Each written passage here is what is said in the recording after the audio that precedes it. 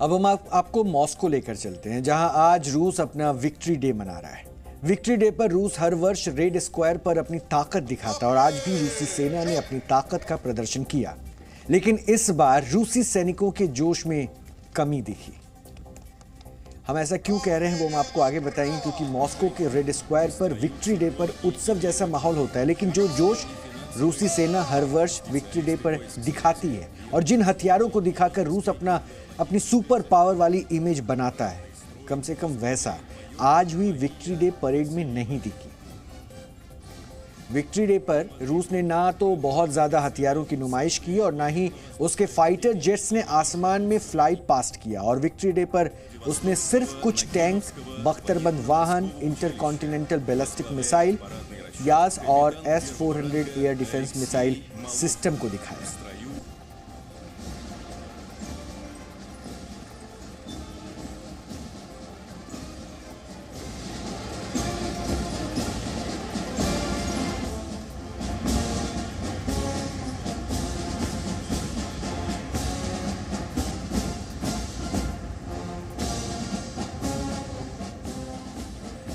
हर वर्ष 20,000 से ज्यादा सैनिक रेड स्क्वायर पर मार्च पास्ट करते हैं, लेकिन इस बार सिर्फ 11,000 सैनिकों ने इसमें हिस्सा लिया और आज हुई विक्ट्री डे परेड रूसी इतिहास में अब तक की सबसे छोटी परेड रही है। अब इसके पीछे भी वजह है, क्योंकि रूस पिछले 1.25 साल से यूक्रेन से युद्ध लड़ रहा है, उसको जंग में भारी नुकसान पहुंचा है।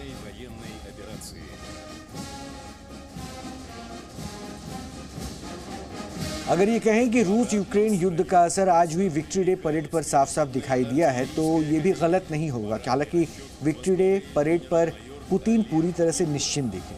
विक्ट्री डे परेड देखने रेड स्क्वायर पहुंचे विदेशी मेहमानों को पुतिन ने उनका स्वागत भी किया, लेकिन इस दौरान भी जोश में कमी ही दिखी है। विक्ट्री डे पर पूरी दुनिया की नज़र इस बात पर रहती है कि पुतिन राष्ट्र के नाम संबोधन में क्या कहते हैं। आज अपने संबोधन में पुतिन ने पश्चिमी देशों का जिक्र तो किया, लेकिन बहुत सख्त मैसेज नहीं दिया।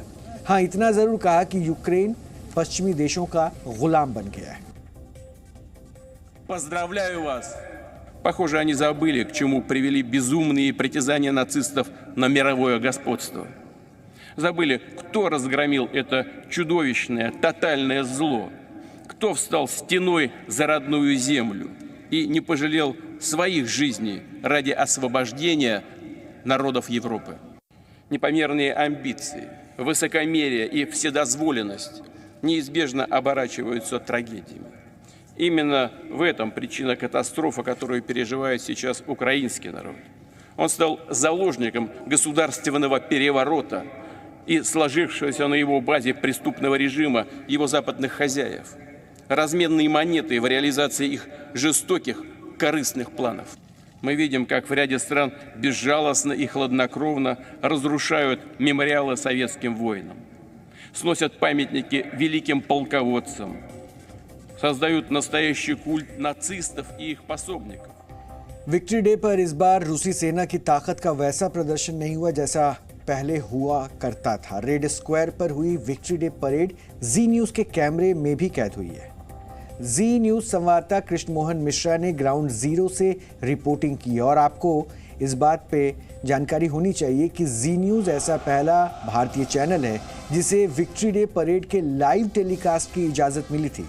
कृष्ण मोहन ने आज भी मॉस्को से एक रिपोर्ट फाइल की, हम उस रिपोर्ट को भी आपको दिखाएंगे, लेकिन इन तस्वीरों को आप जो देख रहे हैं वो एक्सक्लूसिवली हमने आज दिन भर दिखाया और ये पहलू बहुत ज़रूरी हो जाता था कि आप इस दिन को समझें। इसलिए समझें क्योंकि अभी जो वॉर है रशिया और यूक्रेन के बीच लगभग 1.25 साल से लगातार चल रहा है, और ऐसे में इस वॉर के अलग मायने निकालने की बातें तब होने लगी जब एक ड्रोन अटैक क्रेमलिन में होता है, और वहाँ से फिर स्थिति और भी ज़्यादा साफ होती दिख रही थी कि अब रूस का स्टैंड क्या होगा।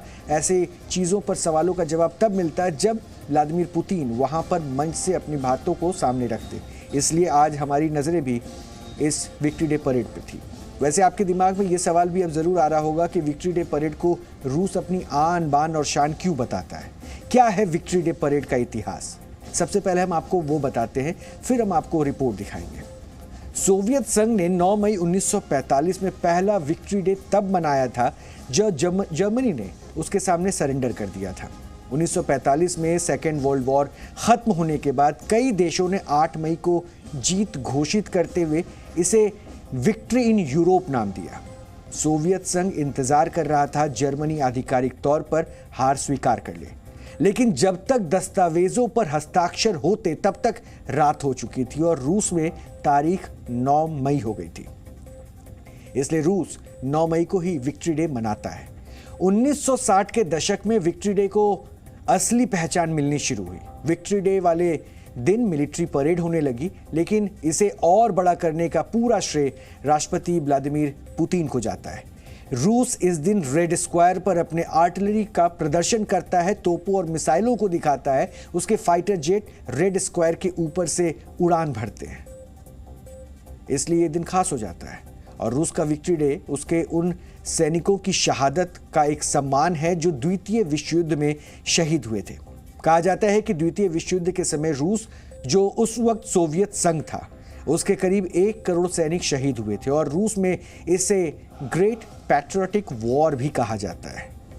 आसान भाषा में कहें तो रूस के लिए विक्ट्री डे ठीक उसी तरह से है जैसे भारत के लिए 26 जनवरी का दिन होता है। और आज के दिन रूस के हर हिस्से में विक्ट्री डे परेड होती है, लेकिन इस बार रूस यूक्रेन बॉर्डर से लगते हुए कई रूसी इलाकों में विक्ट्री डे परेड नहीं हुई है और इसकी वजह बना है विक्ट्री डे परेड पर यूक्रेनी हमले का डर।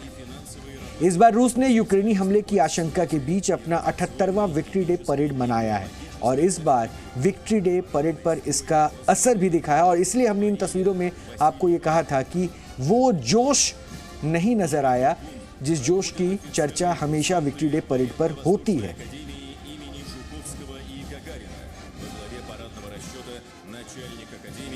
Генерал-полковник Геннадий Зебров. Достижения выпускников Академии золотыми буквами вписаны в историю России, мировой авиации. तो अब आप इन तस्वीरों को जो देख रहे हैं इसी विक्ट्री डे परेड की है और अभी तक जो इतिहास अभी आपने समझा कि रूस और यूक्रेन के बीच जो तनावपूर्ण स्थिति है, जिस रूस ने ये दावा किया था कि हम 3 दिन में यूक्रेन पर फतह हासिल कर लेंगे, जीत दर्ज कर लेंगे, वो युद्ध लगभग 13 महीने से 15 महीने के बीच के वक्त तक लगातार चलता रहा है। और आज भी रशिया के सामने यूक्रेन एक बड़ी चुनौती के तौर पर सामने खड़ा है। अब हम आपको रूस से ही इस एक्सक्लूसिव रिपोर्ट को दिखा रहे हैं।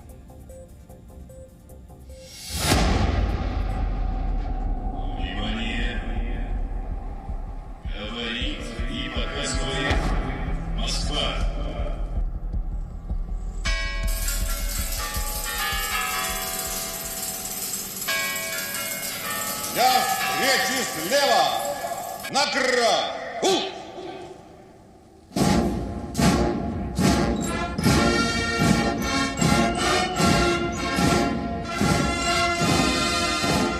मॉस्को के रेड स्क्वायर पर रशियन सेना के बैंड की धूम।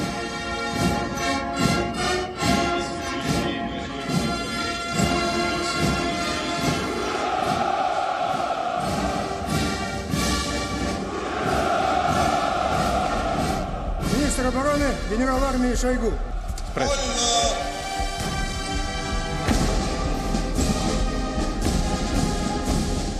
रूस के अत्याधुनिक हथियारों की परेड।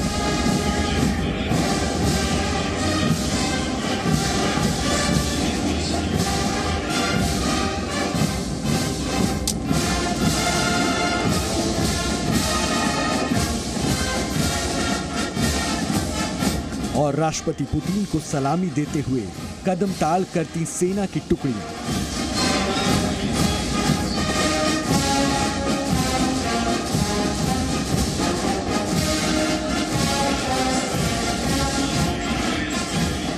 ये रूस के लिए नहीं बल्कि जी न्यूज के लिए भी ऐतिहासिक मौका था।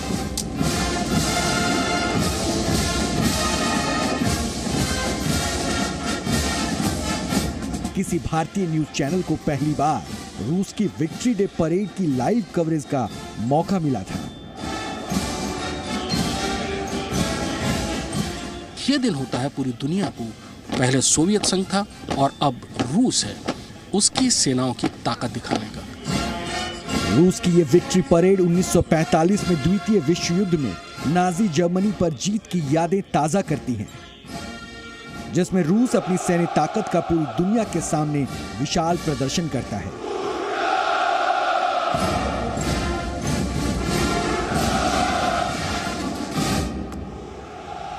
यूक्रेन के साथ युद्ध लड़ रहे रूस के लिए भी इस बार की विक्ट्री डे परेड कई मायनों में खास थी, और जी न्यूज के लिए भी, जो पुतिन के विजय पथ पर खड़े होकर विक्ट्री डे परेड का हर लम्हा रिकॉर्ड कर रहा था।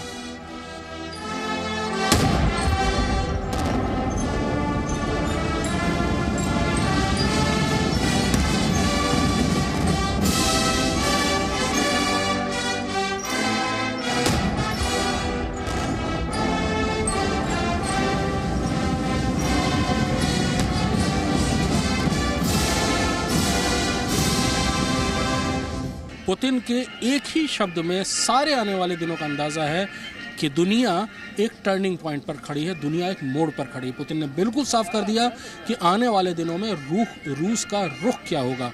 उन्होंने कहा कि रूस के खिलाफ एक युद्ध छेड़ा गया है, और जो बगैर किसी देश का नाम लिए उन्होंने कहा कि बहुत सारे पश्चिमी देशों को अपनी सुपीरियरिटी का, अपनी श्रेष्ठता का एक एहसास है जो कि आपराधिक है। उन्होंने पश्चिमी देशों को यह भी याद दिलाया, यूरोप को यह भी याद दिलाया कि ये भूल गए हैं कि नाज़ियों को किसने हराया था। ये लगातार दूसरा साल है जब रूस की सेना युद्ध भी लड़ रही है और विक्ट्री डे परेड भी कर रही है, जबकि यूक्रेन को 4 दिन में हरा देने का दावा करने वाला रूस पिछले 1.25 साल से अपने हजारों सैनिक गंवा चुका है, जिसका असर विक्ट्री डे परेड पर भी दिख रहा था। इस बार रूसी सेना की ताकत का वैसा प्रदर्शन नहीं हुआ जैसा पहले होता आया था।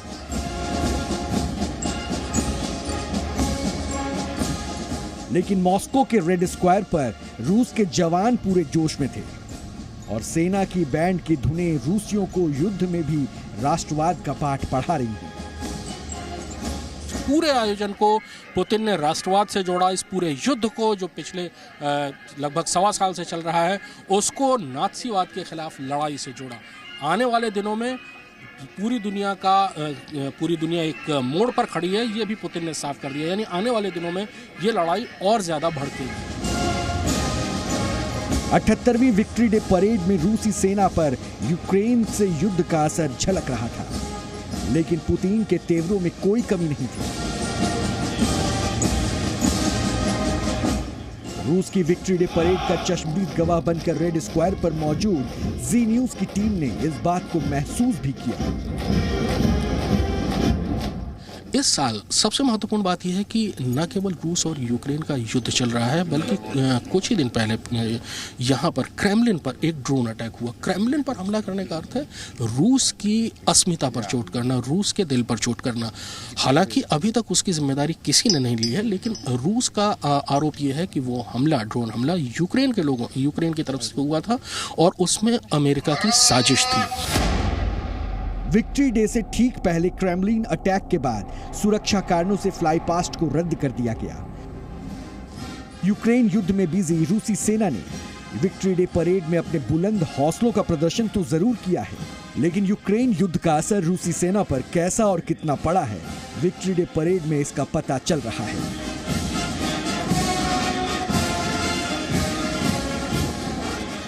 लेकिन कहा जाता है कि पुतिन जो कहते हैं उसे अंजाम तक जरूर पहुंचाते हैं। इस बार रूस की विक्ट्री डे परेड से ये मैसेज देने की पूरी कोशिश की गई।